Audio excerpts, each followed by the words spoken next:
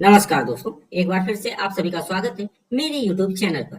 आज एक और इम्पोर्टेंट टॉपिक आप लोगों के बीच लेकर आया हूँ। आज के दिन इस वीडियो में बात करने जा रहे हैं कि जनगणना 2027 में स्वगणना की प्रक्रिया ऑनलाइन अपने मोबाइल से या लैपटॉप से या कंप्यूटर से कैसे करेंगे। पूरी प्रक्रिया स्टेप बाय स्टेप इस वीडियो में समझाएंगे। देखिए, ये स्वगणना की जो प्रक्रिया है उत्तर प्रदेश में दिनांक 7 मई से लेकर 21 मई 2026 तक ऑनलाइन प्रक्रिया चलेगी स्वगणना की। तो इस दौरान मेरा सभी से अनुरोध है कि अपनी स्वगणना जरूर करें। इस वीडियो को बिना स्किप किए अंत तक जरूर देखें। वीडियो को लाइक शेयर कमेंट जरूर करें। चैनल यदि अभी तक सब्सक्राइब ना किया हो तो चैनल को सब्सक्राइब करके बेल आइकन को हिट करके और जरूर सेट कर लीजिएगा। तो कंटिन्यू करते वीडियो। गूगल को ओपन करेंगे और se.census.gov.in लिखकर सर्च कर सकते हैं यहाँ पर, या फिर इसी एड्रेस को आप ऊपर सर्च बार में भी लिख सकते हैं। और इस लिंक को यानी स्वगणना के इस पोर्टल के लिंक को मैं अपने इस वीडियो के डिस्क्रिप्शन में भी दे दूंगा। वहां से भी आप क्लिक करके पोर्टल को डायरेक्ट ओपन कर पाएंगे। तो मैं यहाँ गूगल में लिखकर सर्च करता हूँ। अब आपके सामने se.census.gov.in करके ये पोर्टल आया है। इसकी पहचान यहाँ सेल्फ एनुमरेशन HLO करके भी लिखा रहेगा, इसको भी ध्यान से देख सकते हैं। तो मैं इसे क्लिक करता हूँ। अब आपके सामने सेल्फ एनुमरेशन का ये पोर्टल ओपन हो गया, स्वगणना का पोर्टल ओपन हो गया है। अब यहाँ पर आपको अपना स्टेट सिलेक्ट करना है और कैप्चा डालकर नीचे वेरीफाई एंड प्रोसीड पर क्लिक करना है।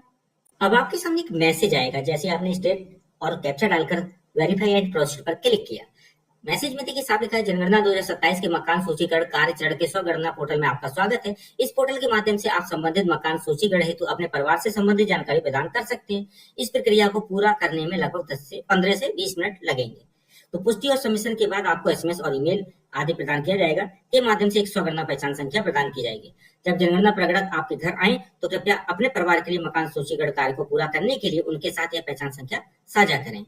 ठीक है, तो इस तरह से ये प्रश्न होगा और विकल्पों को बेहतर समझ के लिए सामान्यतः पूछे जाने वाले प्रश्न या टूल टिप्स दिए गए हैं। तो मैं इसे ओके कर देता हूँ। अब आपके सामने ये स्क्रीन आएगी जहां पर देखिए name of the head of the house hold, परिवार के मुखिया का नाम भरना होगा, मोबाइल नंबर भरना होगा, ईमेल आईडी ऑप्शनल है, भरना चाहे तो भरें अन्यथा छोड़ भी सकते हैं। देखिए मोबाइल नंबर पर स्टार है, हाउस होल्ड यानी मुखिया के नाम पर भी स्टार है, ये दोनों भरना कंपलसरी है। जैसे ही मैं देखिए मुखिया के नाम पर क्लिक करता हूँ तो एक मैसेज आ जाता है, कहता है कि please enter the name of the head of the house hold correctly, यानी जो मुखिया है परिवार का उसका नाम करेक्टली एंटर करेंगे और एक बार रजिस्टर्ड हो जाने पे उसका नाम बदल नहीं पाएंगे। ध्यान रखिएगा, बाद में आप बदल नहीं पाएंगे, तो इसलिए बहुत ही सावधानी से कार्य करना। पहले से ओके करेंगे और जो मुखिया का नाम है मोबाइल नंबर भरकर मैं वेरीफाई एंड प्रोसीड करूंगा। अब आपको जो एक OTP प्राप्त हुआ है उस OTP को आपको यहाँ फिल करना होगा, लेकिन इससे ऊपर आपको लैंग्वेज सिलेक्ट करनी है और ये भाषा का चयन बहुत ही महत्वपूर्ण है, इसलिए इसको बहुत ही सावधानी से चयन करें, क्योंकि इसको चयन करने के बाद आप भाषा को बदल नहीं पाएंगे। इसी भाषा में आपको आगे कार्य करना होगा, इसलिए भाषा का चयन सावधानी पूर्वक करते हुए OTP भरते हुए वेरीफाई OTP पर क्लिक करें। अब यहाँ पर देखिए एक मैसेज आएगा कि पुष्टि के लिए अपनी स्वगणना ID संबंधित प्रगणक को सौंपने हेतु मानचित्र पर अपने घर के स्थान को चिन्हित करें। लाल रंग वाले स्थान मार्कर को अनिवार्य रूप से अपने घर पर या अपने घर के पास ले जाएं। यदि स्थान यानी लोकेशन मार्कर से पहले ही आपके घर पर है तो भी इसे थोड़ा हिलाएं और फिर से अपने घर पर या अपने घर के पास लाएं। मोबाइल पर स्वगणना के लिए लाल रंग वाले स्थान यानी लोकेशन मार्कर को अपने घर पर या अपने घर के पास ले जाने के लिए 2 उंगलियों का प्रयोग करेंगे, यदि मोबाइल पर करना है तो। यदि आपका मानचित्र पर घर का सटीक पता नहीं मिलता है तो कोई बात नहीं है, ये भी लिखा हुआ है। तो इसे ओके कर देते हैं पहले। अब यहाँ पर देखिए जिला आपको भरना है, उसके बाद पिन कोड भरना है। आपका स्टेट तो सिलेक्ट है। अब सिलेक्ट के बाद जब आप जिला भरेंगे, पिन कोड भरेंगे और अपना लैंडमार्क यानी ग्राम, नगर, स्थान, हेमलेट, ठीक है, या लैंडमार्क जो भी भरकर खोजने पर क्लिक करेंगे तो मैप उसी लोकेशन की तरफ इंडिकेट करता हुआ बढ़ेगा। और वहां पर पहुंचने के बाद आपको देखिए यहाँ पर एक रेड कलर का पॉइंट दिख रहा है। इस पॉइंट को ही आपको अपने लोकेशन पर, अपने घर की लोकेशन पर इंडिकेट कराना है। ये मैप पॉइंट नहीं हटेगा, लेकिन आपको जूम करना है इस एरिया को, और वो जो जूम करते हुए शिफ्ट करेंगे मैप शिफ्ट हो जाएगा, पॉइंट शिफ्ट नहीं होगा। तो पॉइंट पर ही लाके उसको फिक्स करना अपने घर को, ठीक है। उसके बाद ये नीचे की प्रक्रिया होगी। तो पहले मैं ये सारा कुछ सेटअप कर लेता हूँ, उसके बाद नीचे स्थान की पुष्टि करूंगा।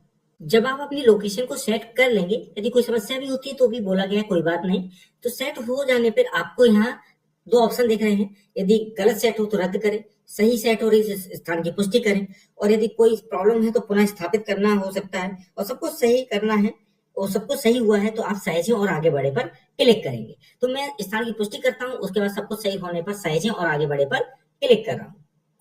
अब यहाँ पर आप देखेंगे कि जो भी डिटेल है स्थान की पुष्टि करने के लिए, आपको देखिए यहाँ पर देगा कि आपने जो भी स्थान पुष्टि की है, क्या वो सही है? लिखा होगा कृपया अपने घर के लोकेशन की पुष्टि करें। गलत लोकेशन होने की स्थिति में आपका स्वगणना का जो डेटा है वो प्रगणक के पास नहीं आएगा, क्योंकि हर प्रगणक को एक एचएलवी एलोकेट की गई है और आपकी सही लोकेशन होने पर भी आपके सही एचएलवी प्रगणक को, ठीक है, वो उसके ऐप में दिखेगी डिटेल, ठीक है।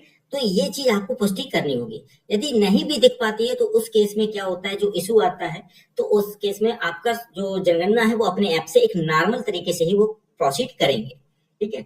तो यहाँ पर क्या है, मैं कहता हूँ लोकेशन जारी रखना चाहते हैं, वो चैनल लोकेशन के साथ जारी रखना चाहता हूँ, तो मैं हाँ करूंगा। अब देखिए जनगणना मकान का विवरण भरना है। जनगणना मकान एक भवन या भवन का हिस्सा है, जैसे सड़क, साझा आंगन या सीढ़ी आदि से अलग मुख्य प्रवेश द्वार होने के कारण एक अलग इकाई के रूप में उपयोग या मान्यता दी जाती है।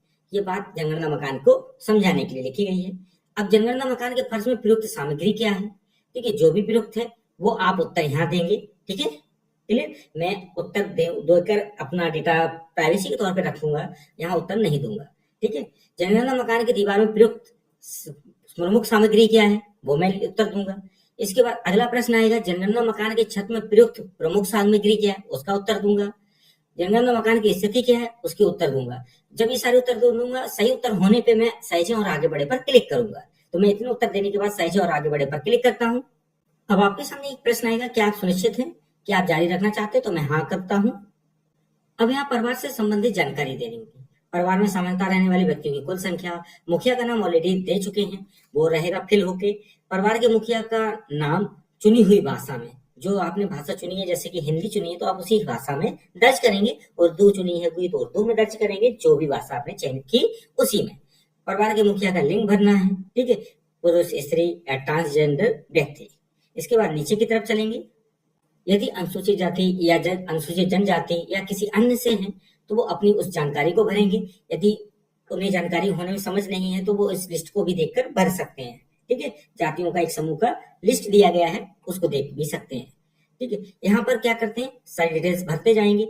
इस मकान के स्वामित्व की स्थिति भरेंगे, ठीक है, किराए का परंतु अन्यत्र अपना मकान, ठीक है, ये सब चीजें भरेंगे। रहने योग्य उपलब्ध कमरों की संख्या भरेंगे। इस परिवार में रहने वाले विवाहित दंपतियों की संख्या भरेंगे। तो ये सारी चीजें भरकर मैं फिर सहेजे और आगे बढ़े पर क्लिक करता हूँ। जब इस पेज को आप सहेजे और आगे बढ़े पर क्लिक करेंगे तो फिर से प्रश्न आएगा कि आप सुनिश्चित हैं कि आप जारी रखना चाहते हैं? तो आप यदि कुछ संशोधन करना चाहते हो तो नहीं पर क्लिक करेंगे। यदि सब कुछ सही लगा भरा हुआ डाटा तो आप हाँ करके आगे बढ़े। मैं हाँ पर क्लिक करता हूँ। अब यहाँ पर देखिए पेयजल का मुख्य स्रोत, उससे जुड़ा हुआ प्रश्न होगा। नल का पानी उपचारित स्रोत से, नल का पानी अनउपचारित स्रोत से, कुआं, हैंडपंप, ट्यूबवेल, झरना, नदी, टैंक, तालाब, झील, सीलबंद पैकेट या बोतल का पानी। अन्य स्रोत, पेयजल स्रोत, पेयजल मतलब पीने वाला पानी, उसके लिए बात कर रहे हैं। पेयजल स्रोत की उपलब्धता, परिसर के अंदर, परिसर के निकट या दूर, ठीक है। प्रकाश का मुख्य स्रोत देंगे, बिजली, मिट्टी का दें, जो भी उपलब्धता है उसके अनुसार। शौचालय की सुलभता बताएंगे, ठीक है, परिसर के अंदर। और शौचालय का प्रकार बताएंगे, पाइप, सीवर पद्धति, सेप्टिक टैंक, अन्य पद्धति, दो गड्ढा शौचालय, एकल गड्ढा शौचालय या सर्विस शौचालय। गंदे पानी की निकासी किससे जुड़ी है, ढली नाली से, ढकी नाली से या खुली नाली से। फिर परिसर के अंदर स्नान सुविधा की उपलब्धता, ठीक है, स्नान घर है या नहीं है, छत के बिना है। रसोई घर या एलपीजी या पीएनजी गैस की कनेक्शन की उपलब्धता। रसोई घर में खाना पकाते हैं, घर के भीतर खाना पकाते हैं परंतु रसोई घर में नहीं। खुले में घर के बाहर खाना पकाते हैं। खाना पकाने के लिए प्रयुक्त मुख्य ईंधन क्या है आपके पास, जलाऊ लकड़ी, ठीक है, एलपीजी, पीएनजी, बिजली, मिट्टी का तेल, जो भी है उचित उसको। और यहाँ बता दूं कि सही उत्तर ही भरिएगा, कोई भी गलत उत्तर मत दीजिएगा। इसके देखिए, इसके लिए कई धाराएं भी बनाई गई हैं, उसके लिए आपको सही उत्तर देने का प्रावधान दिया गया है, ठीक है। तो ये चीज आप देश की कल्याणकारी योजनाओं को बनाने में योगदान देंगे सही उत्तर देकर, ठीक, गलत आंकड़े बिल्कुल ना दें। ये एक अनुचित प्रक्रिया है और एक गलत है। तो खाना पकाने के मुख्य ईंधन का, जब प्रयुक्त ईंधन का सिलेक्शन सारे उत्तरों का कर लेंगे धीरे धीरे करके, फिर आप सहेजें और आगे बढ़े पर क्लिक करें। अब आपने जो प्रश्न के उत्तर दिए और सहेजे पर जब क्लिक किया और आगे बढ़ने के लिए, तो फिर से कहेगा कि आप सुनिश्चित हैं आगे जारी रखना। तो यदि संशोधन करना तो नहीं, और यदि सब कुछ सही है तो आगे करते हैं हाँ पर क्लिक। अब आपके सामने रेडियो और ट्रांजिस्टर से जुड़ी जानकारी उपलब्धता की देनी है, जैसे हाँ परंपरागत रेडियो सेट है या मोबाइल स्मार्टफोन से यानी किसी उपकरण से, यदि नहीं तो नहीं। टेलीविजन की जानकारी, दूरदर्शन, मुफ्त डिश यानी डीटीएच, केबल कनेक्शन यानी कोई, नहीं तो नहीं। इंटरनेट सुविधा देनी है जानकारी कि लैपटॉप या कंप्यूटर में, मोबाइल या स्मार्टफोन में, किसी अन्य उपकरण में, तो जानकारी देनी, लैपटॉप या कंप्यूटर है या नहीं उसका उत्तर देना है, टेलीफोन और मोबाइल फोन या स्मार्टफोन से जुड़ी जानकारी देनी है, ठीक है। उसके बाद साइकिल और स्कूटर, मोटरसाइकिल, मोपेड की जानकारी देनी है, ठीक है। उसके बाद कार, जीप, वैन की जानकारी देनी है, ठीक है। परिवार द्वारा उपभोग किया जाने वाला मुख्य अनाज की जानकारी देनी है। इसके बाद नीचे देखिए यहाँ पे मोबाइल नंबर से जुड़ी हुई जानकारी मांगी जाएगी, दिखाते हैं अभी। अब देखिए जब आप मुख्य अनाज की जानकारी दे देंगे जो परिवार द्वारा उपभोग किया जा रहा है, उसके बाद मोबाइल नंबर केवल जनगणना प्रयोजनार्थ होगा, तो वो मोबाइल नंबर आप दीजिए जिससे कि जो भी जनगणना से जुड़ी हुई जानकारियां हैं वो आपको लाभ मिल सके, ठीक है।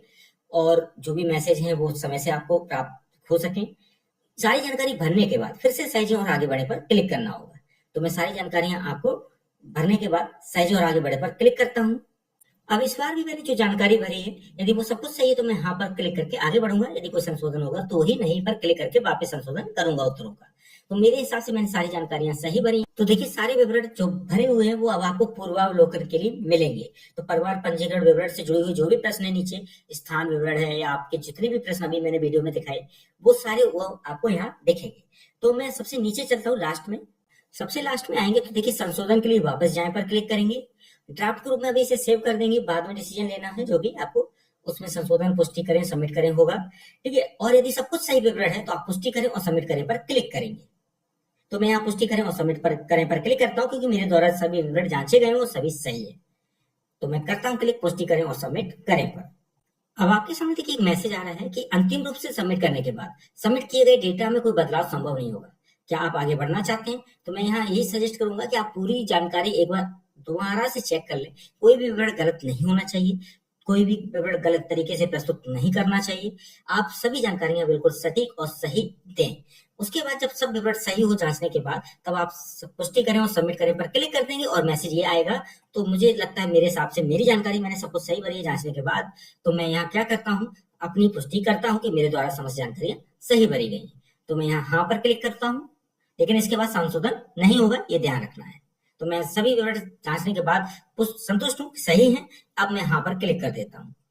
अब मुझे सफलतापूर्वक सबमिट किया गया मैसेज प्राप्त होगा और एक मुझे SID प्राप्त होगी, यानी स्वगणना की एक ID पहचान संख्या, जो मुझे अपने क्षेत्र में आने वाले जनगणना 2027 के प्रथम मकान सूचीकरण के दौरान प्रगणक को प्रस्तुत करनी होगी, जिससे कि उसका कार्य आसान हो जाए, भरा हुआ डाटा उसको दिख जाए और मेरे भरे हुए डाटा के विवरण उस तक ऐप में पहुंच जाए। तो यहाँ यही कहा जा रहा है कि आपसे अनुरोध है कि अपना मकान सूचीकरण पूरा करने के लिए इस स्वगणना को प्रगणक के साथ साझा करें। यदि नहीं तो प्रगणक द्वारा एक नई गणना की आवश्यकता हो सकती है ऐसे केस में, ठीक है। तो यह स्वगणना पहचान संख्या आपके मोबाइल और ईमेल यदि प्रदान किया गया है पर भी भेज दी गई है, ठीक है। तो मोबाइल पर भी रहेगी, मेल पर भी रहेगी, तो ये चीजें आपकी रहेंगी। जब शुरुआत में आप मेल ID डालेंगे तभी मेल पर आएगी, ये भी ध्यान रखें। तो ये चीजें आपको करनी है। अब ये कंप्लीट प्रक्रिया हो गई है स्वगणना की। तो वीडियो अच्छा लगा हो तो लाइक शेयर कमेंट कीजिएगा। चैनल यदि अभी तक सब्सक्राइब ना किया हो तो चैनल को सब्सक्राइब करके बेल आइकन को हिट करके और जरूर से कर लीजिएगा। ऐसे ही और भी इंपॉर्टेंट वीडियो मेरे यूट्यूब चैनल पर आते रहेंगे। आज के लिए बस इतना ही, धन्यवाद।